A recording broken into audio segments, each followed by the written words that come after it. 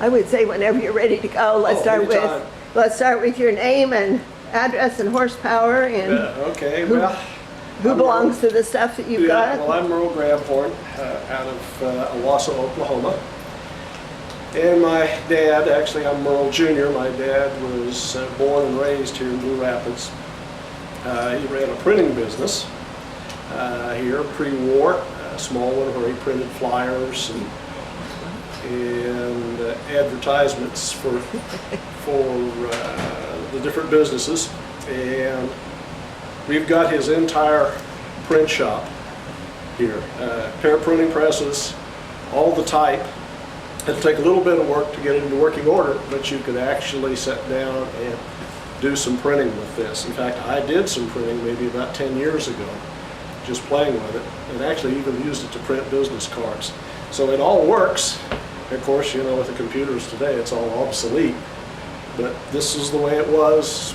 We found some old letterhead that was printed up when my dad was at Fort Knox in the Army in 1940.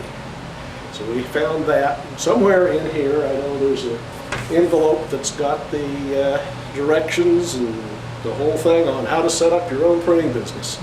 So I'm not exactly sure when he was doing this. I know it had to be in the 30s after he graduated from high school.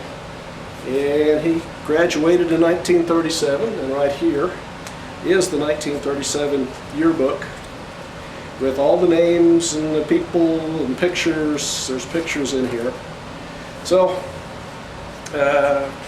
you can go through this, find maybe some relatives or something. Anyway, quite a bit of information in there. It's the yearbook. I don't know what this one is. Oh, yeah, some more. Blue Rapids class of 1937, who they were, so their addresses. Yeah, this is 1948. This was from Certainty Products, Blue Rapids. My grandfather was Robert Grabhorn, or Bob Grabhorn. He was foreman of the mine when it used to be down in the valley.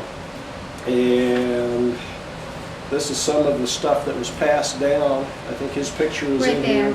Right there. No, turn the page.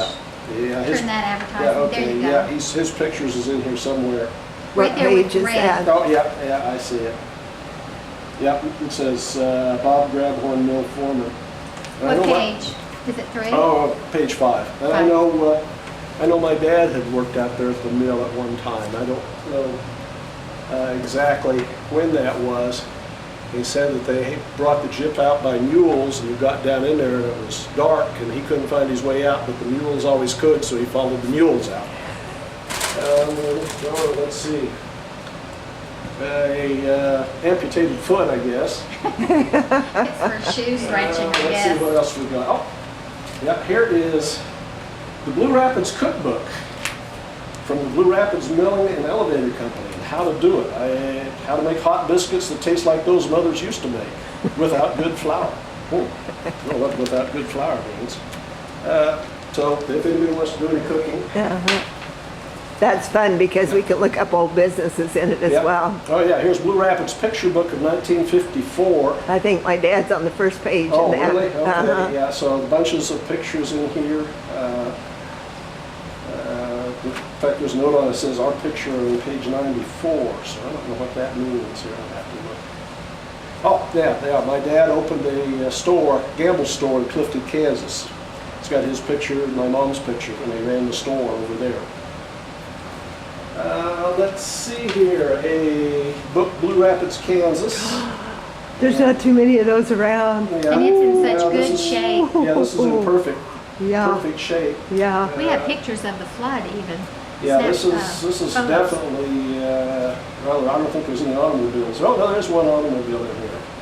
So maybe 1910, something like this, 1905. Let's see what other stuff. A canning book. I guess that can go with the cookbook. Postcard. These. have, yeah, these are small pictures. This is my dad after he came back from World War II. Is that, no, that wouldn't be That you as a wouldn't be baby. me. No, you weren't born And yet. my dad was actually drafted into the Army before Pearl Harbor Day. If I recollect right, he was due to get out at the end of December of 1941. And of course, on Pearl Harbor Day, everybody's enlistments, or actually their draft, was extended. So he was extended till indefinitely. He was in the 701st Tank Destroyer Battalion. He was the first actually I guess the first county soldier mustered out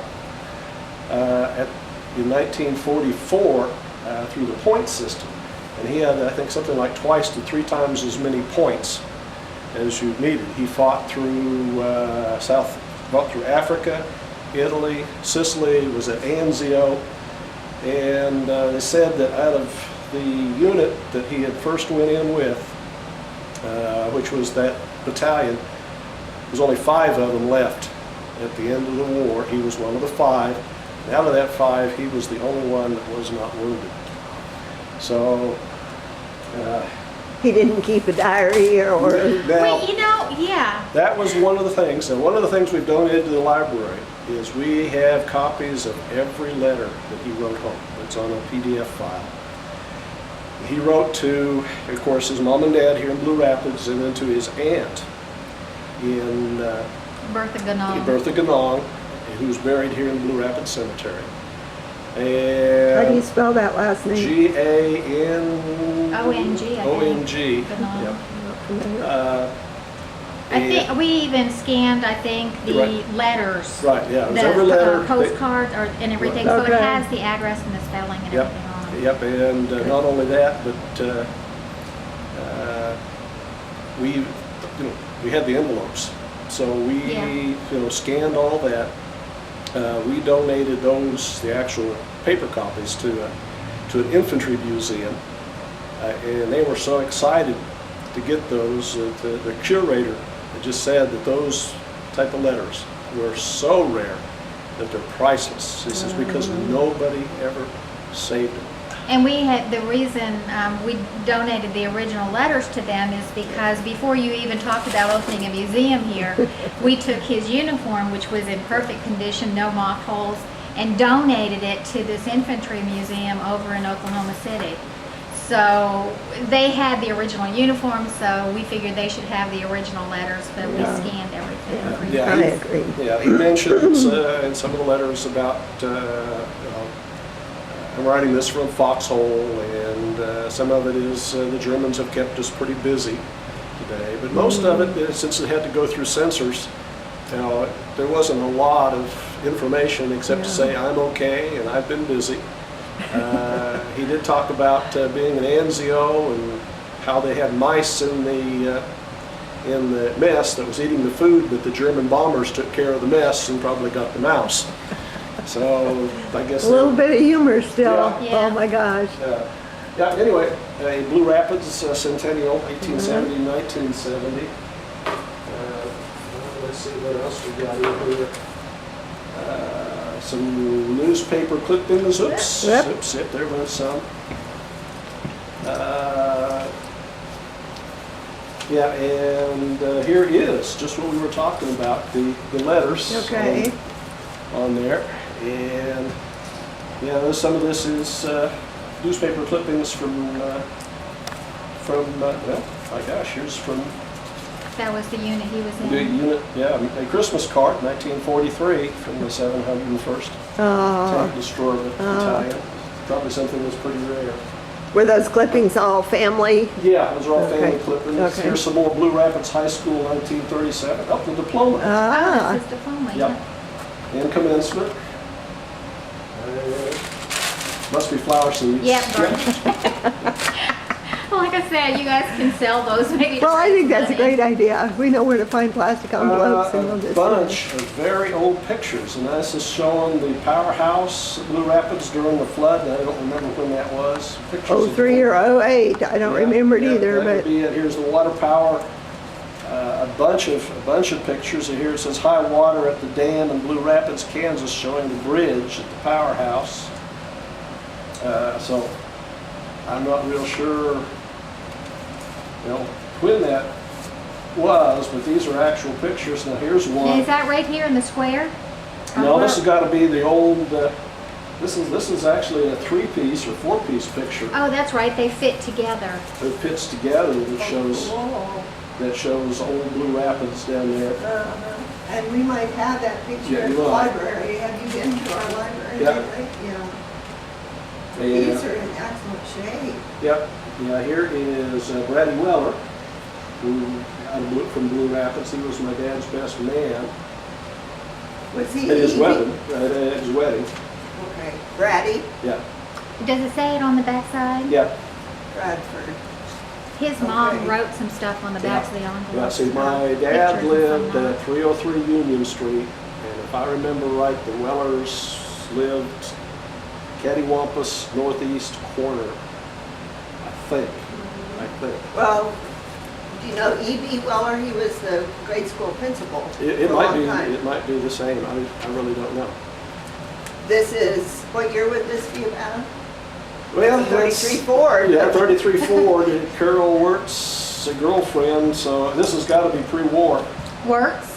Yeah, I wonder if they're related to our farm it's renter. Carol Wirtz of Greenleaf. Ah, So could it might be Methodist Church program from Blue Rapids. Let's see what else we got here. E.B. Weller lived on East Avenue when he was principal, now where he might have lived before. Yeah, And he had one son, but I don't think it was Bradford. Yeah, And yep, a little bit of Marshall County history there. that's good. We've got a car exhibit over there, trying to get one. And finally, let's see, a 70th anniversary edition, Washington Supplement, Washington County Register, 1938, it looks like. But I believe there were some Blue Rapids ads, or at least some area ads in Uh-huh. here. And that is, as far as I know. Plus a nice collection of flower seeds, Yep, which yep. you have all carefully labeled. yeah. Yeah. That's all I know. Well, right sure, there. try that. Why don't you point out the printing presses just a little bit Okay. to me, and are they both boxes parts of one, or are they Oh, two no, they're different? two separate Okay, presses. all right. You don't have to pick, Oh, they're you don't have heavy. to pick it up. They're heavy, but how they work is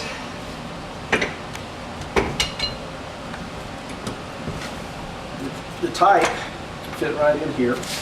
And there was some rollers. And like I said, it needs new rollers because they deteriorated over the years. But you would take and smear the ink on here, and there was little clips where you would slide whatever flyer or envelope or ad in That you're printing onto. that you were printing onto. And then when you hit the lever, or actually pull down, yeah, I'm not gonna push it real hard. These would come up, these rollers would come up, gather ink, come back down over the type, and then this would come forward, press the paper against it, and then drop back and pull out your paper and put another one Okay, in. so there's some type in this Yep, one, yep, there's showing some- how they fit into Yep. the, Yep, and all the they tools. slide in Yep. backwards. You have Yeah, to put yeah, them all in the backwards. tools and everything to set it up In are one of the here, and boxes. all the trays. And the little pieces of wood or Yep. spacers and everything. Right. And like I said, I know my dad, I don't know when he started the business. He might have started it actually while he was in school, in high school. Like I said, I do know that we found some letterhead that was dated like in 1940 that had been printed up on these presses. Uh-huh. So we know that he was doing that. Now, when you used one, which one of them did you use? You I know? had used this That one. one? What kind of ink did you use? There is, it's a special printing ink. And I think you could probably still get it. You'd have to do some research or something. Okay, Internet's wonderful. yeah, yeah. But, all this stuff has been made obsolete because of the Sure. computers. But this is his complete print shop, the complete business. And I think he ran it from his house, or actually his dad's house down in the basement at 303 Union Street.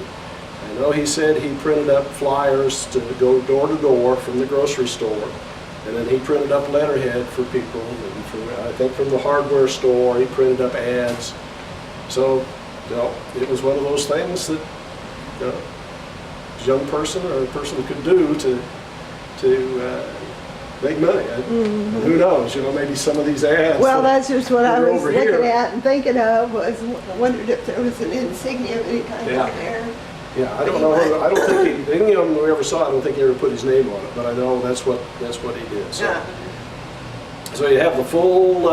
And why do you think he had two? Do they do different sizes? Well, you can print twice as fast, Yeah. or you can print different ads. That would have to be one seriously slow process. Yeah, it's all done by hand. It wasn't mechanical. And if you wanted to have a multiple color thing, you would have to set your type up, print one part of it, say in black, and then either have a second press. Let's say you wanted red ink Yeah. on that. Then you would take that card or whatever business thing out of here, put it over there, have a different set of type, do it again, put the red on there. Or, if you were doing it with a third color, then you'd have to finish everything off with the two colors, then clean everything up, and then your third color would be blue, set up the type that you're going to print in blue, and do it again. So it'd be it's a pretty labor-intensive process if you're going to print up something. So you don't just print one or two. You would have to mass produce. Uh-huh. And I don't remember what he said that he charged for that. It might have been like a penny, a penny a sheet. Yeah. So, And this was before he was married, so. Yeah. This was he was doing this. I know he worked at the grocery store for a while. In fact, I think on his discharge Which paper. grocery store? I'm not real sure. I know that he, on his military papers, he put down as clerk, as occupation.